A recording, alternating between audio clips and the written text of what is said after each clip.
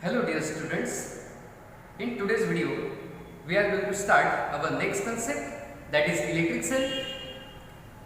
In previous video we have seen that in any conductor, in order to flow current in any conductor, there is an essential factor to apply potential difference in it. So how to apply this potential difference in the circuit and what is potential difference? आपण मागच्याच व्हिडिओमध्ये बघितलं की potential difference हा काय असतो. तर कोणत्याही कंडक्टरमध्ये जी इलेक्ट्रिक लेवल असते ती इक्वल असते आणि ही इलेक्ट्रिक लेवलमध्ये डिफरन्स निर्माण करणारा जो सोर्स असतो तो म्हणजे आपला इलेक्ट्रिक सेल. बघा, पोटेन्शियल डिफरन्स म्हणजे काय? कोणत्याही कंडक्टरमध्ये एक इलेक्ट्रिक लेवल असते आणि ह्या इलेक्ट्रिक लेवलला म्हणजेच इलेक्ट्रिक लेवलमध्ये डिफरन्स क्रिएट केला जातो तो आपल्या सेलकडून किंवा बॅटरीकडून केला जात असतो. मग हा जो डिफरन्स असतो त्याला आपण पोटेन्शियल डिफरन्सेस म्हणत असतो. ज्यावेळेस पोटेन्शियल डिफरन्स क्रिएट होतो त्यावेळेस एका कंडक्टरमध्ये एक इलेक्ट्रिक लेवल जी असते ती हाय लेवल असते आणि एक इलेक्ट्रिक लेवल जी असते ती लो लेवल असते. याचाच अर्थ की सुरुवातीला कोणत्याही कंडक्टर म्हणजे ज्याच्यामध्ये फ्री चार्जेस असतील, म्हणजेच फ्लो ऑफ चार्जेस होऊ शकतील किंवा ज्याच्यामध्ये फ्री चार्ज आहेत, तो सबस्टन्स म्हणजेच कंडक्टर. या ठिकाणी कंडक्टरमध्ये सुरुवातीला जी इलेक्ट्रिक लेवल असते ती इक्वल असते, बॅलन्स असते, म्हणून त्यावेळेस कुठलाही करंट त्यामधून फ्लो होत नसतो. पण आपण जर कधी पोटेन्शियल डिफरन्स अप्लाय केला तर त्या इलेक्ट्रिक लेवलमध्ये पोटेन्शियल डिफरन्स क्रिएट करण्यात येतो. थोडक्यात इलेक्ट्रिक लेवल जी असते तर ती एक लेवल ही हाय पोटेन्शियल क्रिएट करण्यात येते, दुसरी लेवल ही लो पोटेन्शियल क्रिएट करण्यात येते. आणि आपल्याला तर माहितीच आहे, मागच्या व्हिडिओमध्ये आपण बघितलंच की इलेक्ट्रिसिटी करंट होण्यासाठी आपल्याला हाय पोटेन्शियलकडून लो पोटेन्शियलकडे इलेक्ट्रिक करंट हे जात असतं. म्हणजेच आपल्याला एक सांगता येतं की करंट फ्लो होण्यासाठी म्हणजेच आपल्याला सांगता येतं की चार्जेस फ्लो होण्यासाठी हाय पोटेन्शियल टू लो पोटेन्शियल अशी डिफरन्स म्हणजेच पोटेन्शियल लेवलमध्ये डिफरन्स क्रिएट केला गेला पाहिजे. थोडक्यात बघा की हा पोटेन्शियल डिफरन्स कोण क्रिएट करेल? तर आपल्याकडे जे सेल किंवा बॅटरीज असतात ते हा पोटेन्शियल डिफरन्स क्रिएट करत असतात. कुठल्याही कंडक्टरमधून चार्जेस फ्लो होण्यासाठी आपण पोटेन्शियल डिफरन्स हा क्रिएट करत असतो. मग हा पोटेन्शियल डिफरन्स कोण क्रिएट करत असतं? तर आपला इलेक्ट्रिक सेल क्रिएट करत असतो. मग इलेक्ट्रिक सेल म्हणजे काय की असं एक जनरल डिव्हाइस आहे की तो कंटिन्युअस एक जो सोर्स असतो आपला, तर तो सोर्स की जो असा एक सोर्स आहे की जो तुमचं to produce a uniform flow of charges, म्हणजेच कुठल्याही कंडक्टरमध्ये एक युनिफॉर्म फ्लो ऑफ चार्जेस होण्यासाठी जो सोर्स आवश्यक असतो तर तो सोर्स म्हणजे आज आपला इलेक्ट्रिक सेल. मग अगदी सोपी डेफिनेशन आहे इलेक्ट्रिक सेलची. तुम्ही काय म्हणणार की व्हॉट इज इलेक्ट्रिक सेल? तर इलेक्ट्रिक सेल म्हणजेच अ डिव्हाइस किंवा एक जनरल डिव्हाइस की in order to flow the charges, म्हणजेच आपल्याला असं सांगता येईल अ सोर्स किंवा द सोर्स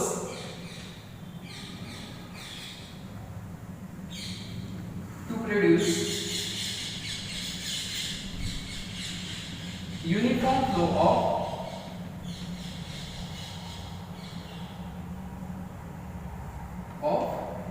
चार्जेस. बघा, या ठिकाणी युनिफॉर्म फ्लो ऑफ चार्जेस म्हणजेच आपण करंट म्हणत असतो. म्हणजेच युनिफॉर्मली करंट प्रोड्यूस होण्यासाठी जो एक सोर्स आवश्यक असतो तो सोर्स म्हणजे electric sale.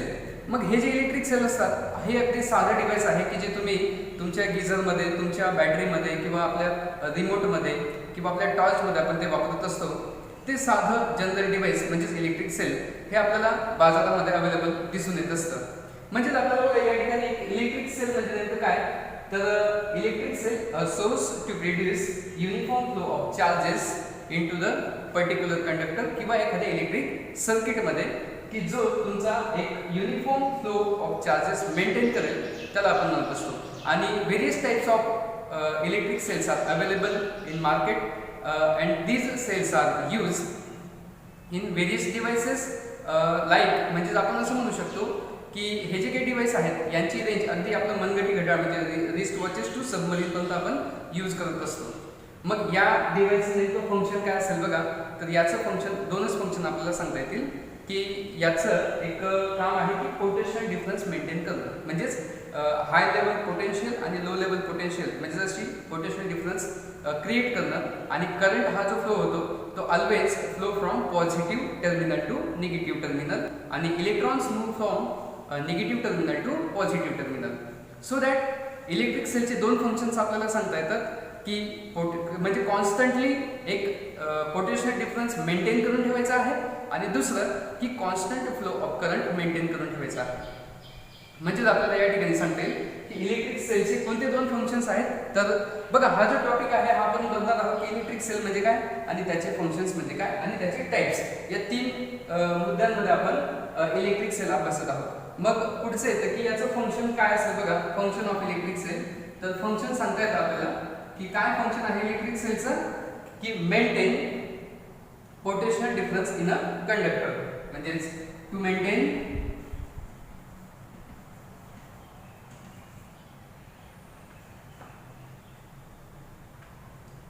Potential difference in conductor किंवा to maintain constant potential difference in two terminals of conductor. To maintain constant potential difference in conductor. आणि दुसरं फंक्शन आपल्याला या ठिकाणी सांगता येईल ते म्हणजे टू मेंटेन करंट.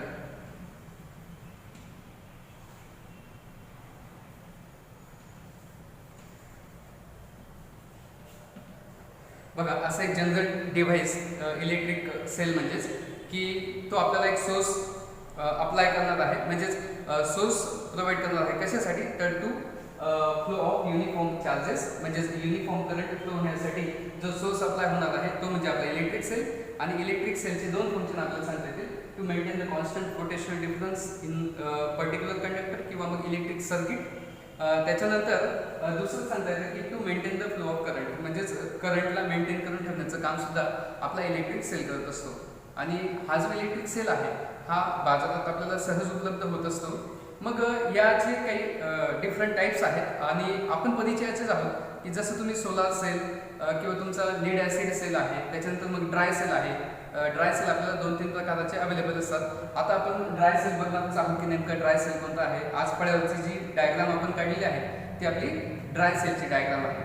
तर थोडक्यात बघा ड्राय सेलचे तुम्ही हे विविध आकारांमध्ये उपलब्ध असतात. एक आपण आपल्या टॉर्चमध्ये वापरतो किंवा मग गिझरमध्ये वापरतो किंवा मग तुमच्या त्या रिमोटच्या सेलमध्ये वापरलेला जो सेल असतो तर तो आपला ड्राय सेल असतो.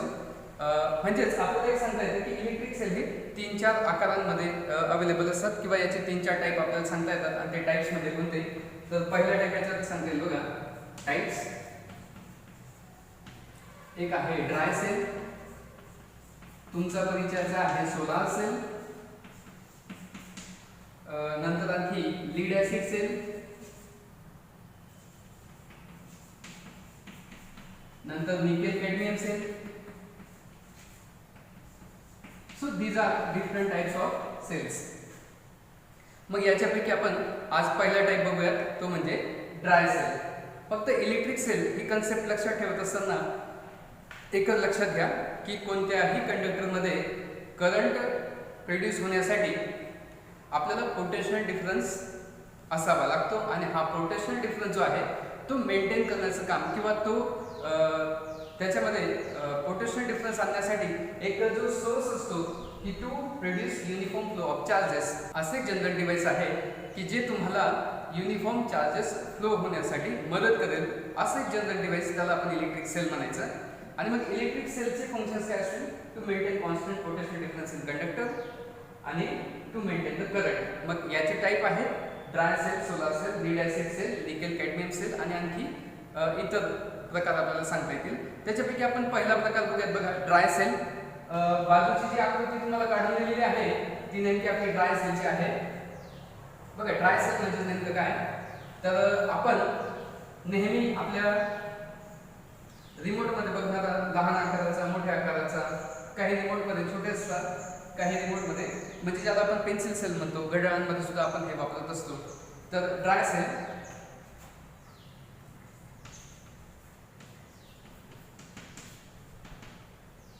बघा हा आहे आपला ड्राय सेल की जो तुम्ही टॉर्चमध्ये बघितला असेल.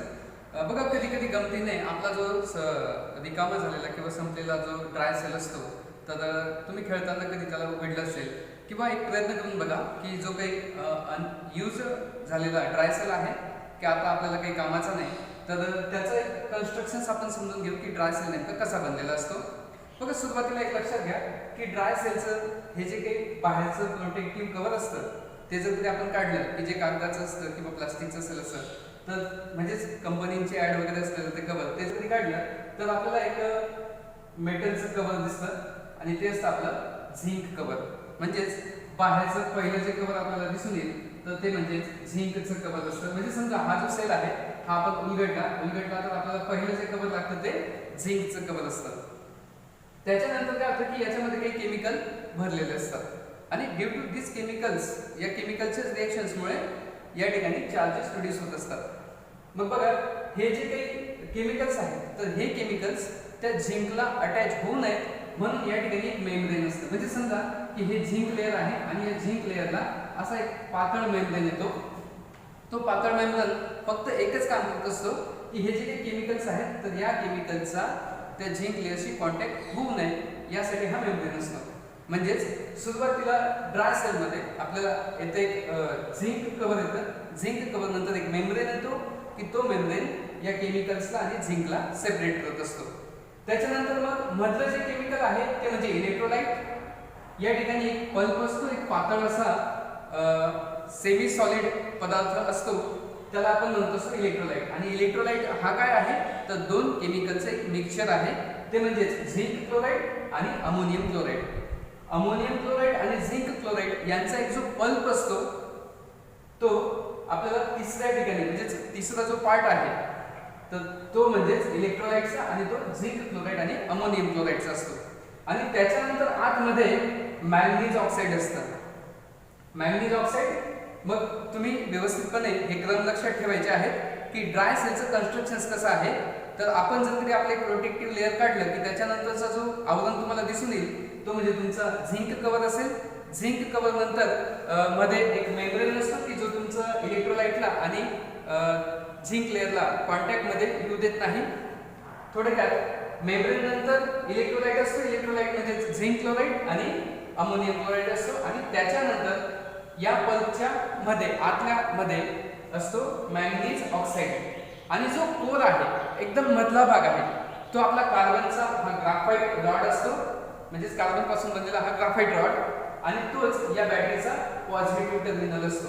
आणि आपण जर कधी विचार केला तर हा जो झिंक कव्हर आहे हा तुमच्या बॅटरीचा निगेटिव्ह टर्मिनल असतो. म्हणजेच थोडक्यात आपल्याला माहिती आहे की करंट प्रोड्यूस होण्यासाठी एक पॉझिटिव्ह टर्मिनल असतो, एक निगेटिव्ह टर्मिनल असतो. मग पॉझिटिव्ह टर्मिनल जो असेल तो तुमचा जो कोर पार्ट आहे मधला जो भाग आहे तो जो रॉड आहे कार्बनचा म्हणजेच ग्राफाइटचा रॉड आहे त्या ग्राफाइटच्या रॉडला आपण पॉझिटिव्ह टर्मिनल असं म्हणत असतो. नंतर झिंक कव्हर जे आहे आउटर तर ते आउटर झिंक कव्हरला आपण निगेटिव्ह टर्मिनल म्हणत असतो. म्हणजे एक लक्षात ठेवा की हे तुमचा जो वरचं टोक असतं म्हणजे आपण सेल बघतो सेलवरती बघा एक वरती स्टीलची कॅप तुम्हाला दिसते तर ती पॉझिटिव्ह टर्मिनलची आहे आणि मागे बघा एक सेलच्या खालच्या भागाला तुम्हाला झिंकचं एक गोल चकती दिसते तर ती झिंकची चकती म्हणजेच तुमचा निगेटिव्ह टर्मिनल असतो. आणि या ठिकाणी तर आपण एक पुठ्ठ्याचा कव्हर दिसतो. तो जर कधी काढला की पुठ्ठ्याच्या कव्हर नंतर म्हणजेच तो प्रोटेक्टिव्ह आवरण आहे ते जर कधी काढले की आपल्याला झिंक कव्हर दिसून येत असतं. म्हणजेच ड्राय सेलची रचना तुम्ही कशी लक्षात ठेवणार अगदी सोप्या पद्धतीने हे लक्षात ठेवा की ड्राय सेलचं कन्स्ट्रक्शन जर कधी आपल्याला अभ्यासायचं असेल तर तुम्ही कन्स्ट्रक्शन्समध्ये त्याचे जे लेअर आहेत डिफरंट टाइप्स ऑफ लेअर हे व्यवस्थितपणे लक्षात ठेवा. बघा याच्यासाठी आपण एक ट्रिक वापरू शकतो आणि ते ट्रिक म्हणजे कशी की पहिला जो लेअर येतो तो आहे तुमचा झिंक कव्हर. नंतर मग त्याच्यानंतर झिंक कव्हरच्या आतमध्ये गेलो की त्या ठिकाणी आपल्याला एक मेम्ब्रेन दिसतं. हे मेम्ब्रेन नेमकं तुमच्या जे काही इलेक्ट्रोलाइट आहेत त्या इलेक्ट्रोलाइटला सेपरेट ठेवण्याचं काम करत असतं. आणि या ठिकाणी आणखी आपल्याला सांगतात की याच्या पुढे जर कधी आपण गेलो तर आपल्याला आढळतो इलेक्ट्रोलाइट. इलेक्ट्रोलाइट नेमका काय आहे तर इलेक्ट्रोलाइट हा काय आहे केमिकलचे एक मिक्सचर आहे. तर कोणते कोणते केमिकल या मिक्सचर मध्ये असतात तर आहे आपलं झिंक क्लोराइड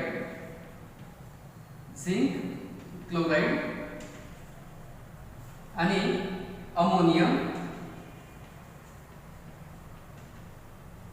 क्लोराईड.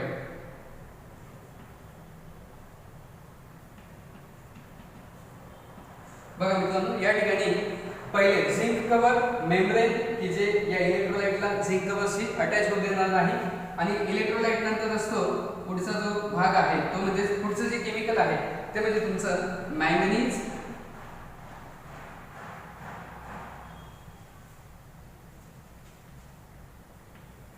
ऑक्साइड, आणि त्याच्यानंतर एक ग्राफाइट रॉड येतो, ग्राफाइट रॉड. आता हे जे झिंक कव्हर आहे हे आपल्या बॅटरीचं निगेटिव्ह टर्मिनल आहे, हे लक्षात घ्या, निगेटिव्ह टर्मिनल आहे, आणि ग्राफाइट रॉड जो आहे तो पॉझिटिव्ह टर्मिनल आहे. म्हणजेच थोडक्यात आपण जर कधी असा एक विचार केला की नेमकं आपलं ड्राय सेलचं कन्स्ट्रक्शन कसं आहे, तर ड्राय सेलचं कन्स्ट्रक्शन अगदी सोपं आहे. फक्त या 5 स्टेप्स लक्षात घ्या की पहिले जे आपण प्रोटेक्टिव्ह ऑर्गन काढलं की त्याच्यानंतर येतो झिंक कव्हर. झिंक कव्हर नंतर एक मेम्ब्रेन असतो की जो इलेक्ट्रोलाइटला कॉन्टॅक्ट मध्ये येऊ देत नाही. त्याच्यानंतर इलेक्ट्रोलाइट, आणि इलेक्ट्रोलाइट मध्ये असतो झिंक क्लोराईड आणि अमोनियम क्लोराईड, आणि त्याच्या पुढचा लेअर मध्ये असतो मॅंगनीज ऑक्साइड, आणि जो गोल पार्ट आहे मधला पार्ट जो आहे तो आहे ग्राफाइट रॉडचा. आता ऍक्च्युली याचं फंक्शन्स कसं होतं, म्हणजे याचं वर्किंग कसं होत असतं. वर्किंग बघा, या ठिकाणी एक सोपा मुद्दा आहे की हे जे काही केमिकल्स आहेत तर या केमिकल्स मध्ये रिएक्शन्स होते, आणि या केमिकलच्या रिएक्शन्समुळेच या ठिकाणी चार्ज प्रोड्यूस होत असतो, म्हणजेच चार्ज फ्लो होऊ शकत असतो. म्हणजे आपल्याला एक सांगता येईल बघा या ठिकाणी की ड्यू टू दिस केमिकल्स, आणि या केमिकलची रिएक्शन थोडी स्लो चालते म्हणून हा सेल जास्त वेळपर्यंत टिकत असतो किंवा जास्त वेळ लॉंग पिरियड हा चालू शकतो. आणि एक याचा हा एक ड्रॉबॅक सुद्धा आहे की ही जी काही रिएक्शन आहे या केमिकल्समध्ये तर ही स्लो चालत असल्यामुळे मोठ्या अमाऊंटमध्ये किंवा मोठ्या प्रमाणावरती चार्ज प्रोड्यूस होत नसतो. म्हणजेच ज्या ठिकाणी कमी प्रमाणात चार्ज लागत असतो किंवा इलेक्ट्रिक करंट आपल्याला हवं असतं त्या ठिकाणी आपण ड्राय सेल यूज करत असतो. मग थोडक्यात बघा की हे जे काही केमिकल्स आहेत these are chemicals which possess ions positively आणि निगेटिव्हली आयन्स यांच्यामध्ये असतात, and due to these ions electric charge is produce. म्हणजे आपल्याला एक सांगता येतं की हे जे काही केमिकल्स आहेत या केमिकल्समध्ये तुमचे आयन्स असतात, पॉझिटिव्हली आयन्स असतात आणि निगेटिव्हली आयन्स सुद्धा असतात, आणि ड्यू टू दीज आयन्स या आयन्समुळेच या ठिकाणी इलेक्ट्रिक करंट प्रोड्यूस होत असतो. म्हणजेच ड्राय सेलची छोटीशी संकल्पना तुमच्या लक्षात आली असेल की ड्राय सेल की ज्याचं जे आउटर कव्हर असतं ते झिंकचं कव्हर असतं, त्याच्यानंतर मेम्ब्रेन, त्याच्यानंतर इलेक्ट्रोलाइट आणि मॅंगनीज ऑक्साइड आणि ग्राफाइट रॉड, आणि हे जे काही केमिकल्स आहेत तर या केमिकल्समध्ये एक रिएक्शन होते, आणि या रिएक्शनमुळे ड्यू टू दिस रिएक्शन्स या केमिकल रिएक्शन्समुळे या ठिकाणी चार्जेस प्रोड्यूस होत असतात. आणि हा जो चार्ज असतो तर हा चार्ज म्हणजेच तुमचं करंट प्रोड्यूस होत असतं, आणि आपण त्याच्यापासून म्हणजे या डिव्हाइसचा यूज करून घेत असतो. आता या ठिकाणी आपल्याला एक सांगता येईल बघा, अतिशय चांगल्या पद्धतीने आपण हे समजून घेतलं. झिंक कव्हर जे असेल ते निगेटिव्ह टर्मिनल, ग्राफाइट रॉड जो असेल तो पॉझिटिव्ह टर्मिनल असतो. मग आता पुढचा जो मुद्दा आहे की ड्राय सेलचं बघा, हे झालं आपलं कन्स्ट्रक्शन्स, बरोबर. कन्स्ट्रक्शन्स मध्ये आपण एक विचार केला बघा, पुन्हा या आकृतीला लक्षात ठेवा, ही आकृती सुद्धा आपल्याला परीक्षेमध्ये विचारली जात असते, आणि की कोणता लेअर कधी आहे किंवा हे नावं द्यायची असेल तर नावं देत असताना आपण एक विचार करू शकतो की या पद्धतीने आपण लक्षात ठेवूयात. बघा, आता ड्राय सेल जेव्हा आपण अभ्यासत असतो तर त्यावेळेस ड्राय सेल अभ्यासत असताना आपण सुरुवातीला घेतो की त्याचं कन्स्ट्रक्शन कसं आहे, त्याचं वर्किंग कसं चालतं, म्हणजेच हे जे काही केमिकल्स आहेत तर यांच्यात रिएक्शन होऊन चार्ज प्रोड्यूस होतो, ते झालं त्याचं वर्किंग. त्याच्यानंतर नेक्स्ट येतं की त्याचं ॲडव्हान्टेज काय, तर ॲडव्हान्टेजमध्ये आपल्याला सांगता येतं की ॲडव्हान्टेज काय असतील की it is very convenient to use, म्हणजेच सहज साध्या सोप्या पद्धतीने आपल्याला यांचा वापर करता येतो. म्हणजेच जे काही मुव्हेबल गॅजेट्स आहेत तुमचे, समजा वॉचेस आहेत की एका ठिकाणाहून दुसऱ्या ठिकाणी आपण त्यांना मूव्ह करू शकतो, तर अशा मुव्हेबल इन्स्ट्रुमेंट्समध्ये आपण त्यांना यूज करू शकतो. त्याच्यानंतर की यांना कोणत्याही डिरेक्शनमध्ये तुम्ही यूज करू शकतात, उभे आडवे तिरपे कसे ठेवले तरी सुद्धा यांचा यूज आपल्याला करता येत असतो. म्हणजेच any direction to the ground these cells are use. त्याच्यानंतर असं म्हणता येईल आपल्याला की हे जे काही सेल्स असतात तर यांची जी काही सेल्फ लाईफ असते, शेल्फ लाईफ ही खूप जास्ती असते. म्हणजेच थोडक्यात एक सांगता येईल की जे काही लिक्विड सेल्स आहेत तर लिक्विड सेलच्या कम्पॅरिझनमध्ये हे जास्त वेळ चालतात, म्हणजे लॉंग ड्युरेशन यांची लाईफ असते, म्हणजेच सेल्फ लाईफ जी आहे यांची तर ती खूप जास्तीची आहे. म्हणजेच ॲडव्हान्टेजमध्ये आपण सांगू शकतो 3 ॲडव्हान्टेज आहेत बघा, की शेल्फ लाईफ जी आहे ती लॉंगर आहे. म्हणजेच आपल्याला एक विचार करता येईल की ॲडव्हान्टेज, ड्राय सेलचे ॲडव्हान्टेज काय आहेत. ॲडव्हान्टेज बघा, सुरुवातीला आपण कन्स्ट्रक्शन्स, त्याच्यानंतर वर्किंग, त्याच्यानंतर ॲडव्हान्टेज आणि मग डिसॲडव्हान्टेज पण बघूयात. बघा ॲडव्हान्टेज काय आहेत, तर पहिलं आहे की लॉंग शेल्फ लाईफ. म्हणजेच ड्राय सेल्फ असेल त्याची जी स्वतःची लाईफ असते ही जास्तीची असते. त्याच्यानंतर it is very convenient to use, म्हणजेच इन एनी डिरेक्शन आपण त्याला यूज करू शकतो. म्हणजेच it is convenient to use, it is convenient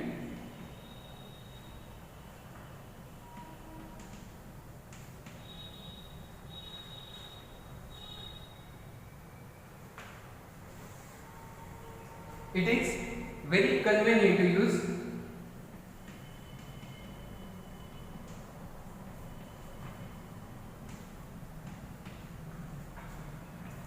आणि आणखी एक सांगता येईल की it is use in mobile instruments, म्हणजे हा मोबाईल इन्स्ट्रुमेंट्स मध्ये यूज करता येतो.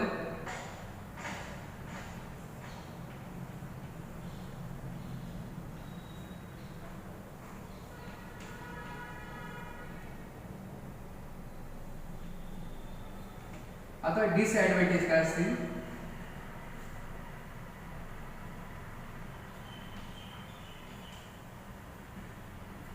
डिसएडवांटेज मध्ये बघा आपल्याला काय सांगता येईल की या इलेक्ट्रोलाइट जो असतो तो एक सेमी सॉलिड पल्प असतो आणि या पल्प मध्ये किंवा मग हे जे काही केमिकल्स आहेत मॅग्नीज ऑक्साईड आणि आपलं झिंक क्लोराईड आणि अमोनियम क्लोराईड, तर यांच्यामध्ये जी रिएक्शन होते ही व्हेरी स्लोली प्रोसीड होत असते. आणि due to this slowly reaction याची लाईफ तर वाढते, पण त्याच्यामुळे जो करंट असतो जो प्रोड्यूस होतो तो खूप लार्ज असा नसतो. म्हणजे large amount of current is not produce in the dry cell. म्हणजे मोठ्या प्रमाणामध्ये आपल्याला जो काही करंट असेल तर तो प्रोड्यूस होताना दिसत नाही. हा एक डिसएडवांटेज आपल्याला सांगता येतो. म्हणजे बघा हा ॲडव्हान्टेज पण आहे की याच्यामुळे लाईफ वाढते, पण जास्त अमाऊंटमध्ये करंट प्रोड्यूस होत नाही. हा एक डिसएडवांटेज आपल्याला सांगता येईल. म्हणजे ज्या ठिकाणी आपल्याला मोठ्या अमाऊंटमध्ये इलेक्ट्रिसिटीची गरज असेल तर त्या ठिकाणी हा आपल्याला यूज करता येत नसतो. म्हणजेच आपण फॅन चालवण्यासाठी बॅटरी किंवा आपला जो सेल असतो ड्राय सेल तो यूज करू शकत नाही. तर छोटे जे डिव्हाइसेस असतात म्हणजे घड्याळ आहे किंवा तुमचं वॉच आहे, वॉल वॉच आहे, तर यांच्यामध्ये आपण ते यूज करू शकतो.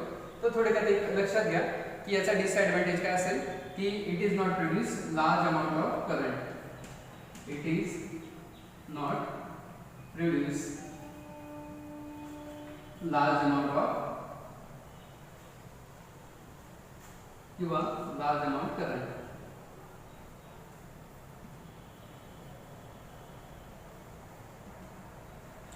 तर विद्यार्थी मित्रांनो, अगदी साधी सोपी कन्सेप्ट आहे आपली, ती म्हणजे इलेक्ट्रिक सेल. इलेक्ट्रिक सेल म्हणजे काय की असं एक सोर्स आहे की जो तुमचा कंटिन्यू इलेक्ट्रिक चार्जेस म्हणजेच थोडक्यात uniform flow of charges produce होण्यासाठी मदत करत असतो. त्या डिव्हाइसला आपण इलेक्ट्रिक सेल म्हणतो. आणि हा जो काही इलेक्ट्रिक सेल असेल तर त्याच्यामधला पहिला जो सेल आहे, पहिला जो टाईप आहे तो म्हणजे ड्राय सेल. आणि ड्राय सेलचं आपण कन्स्ट्रक्शन्स बघितलं, ती आकृती पण आपण काढलेली होती. तुम्ही तुमच्या पुस्तकातून सुद्धा आकृती व्यवस्थितपणे अभ्यासू शकतात. ती आकृती काढण्याचा प्रयत्न करा, ती आपल्याला पेपरमध्ये 1 किंवा 2 मार्कांसाठी विचारली जात असते. त्याच्यानंतर बॅटरीचं महत्त्वाचा मुद्दा म्हणजे की झिंक कव्हर जो आहे तो निगेटिव्ह टर्मिनल आहे, ग्राफाइट रॉड जो आहे तो पॉझिटिव्ह टर्मिनल आहे. आणि जे काही कन्स्ट्रक्शन्स आहेत तर ते कोणत्या पद्धतीने म्हणजे लेअरचा जो क्रम आहे तो लक्षात घ्या. आणि त्याच्यानंतर त्याचं वर्किंग जे आहे ते वर्किंग लक्षात ठेवा. आणि त्याच्यानंतर ड्राय सेलचे जे ॲडव्हान्टेजेस आहेत ते आणि डिसएडव्हान्टेजेस, तर एवढा मुद्दा लक्षात घ्या. या ठिकाणी आपण थांबूयात आणि जी आपली नेक्स्ट कन्सेप्ट आहे लीड ॲसिड सेल ती आपण पुढच्या व्हिडिओमध्ये बघूयात.